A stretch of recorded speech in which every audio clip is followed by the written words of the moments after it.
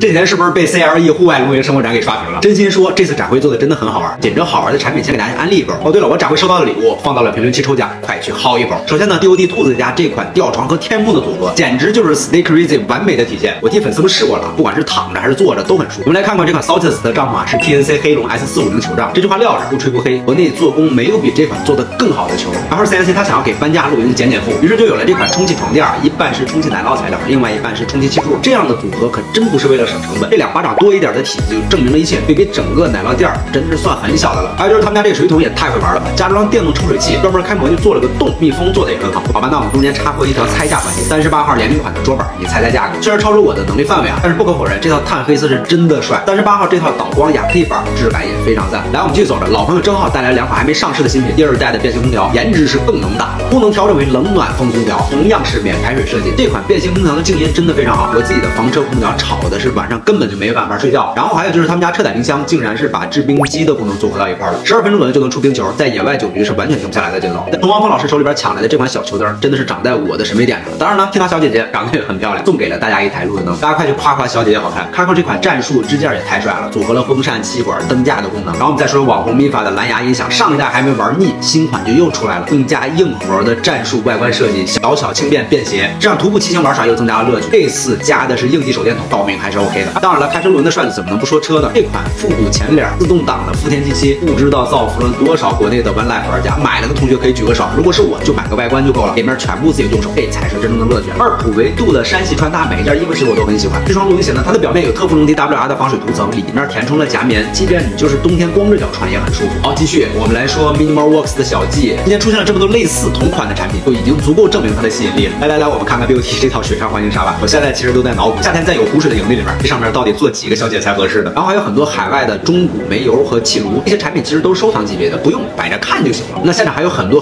好玩的产品，时间不够啊，我们下次接着说。赶快现场的露营博主，你能认出来几个？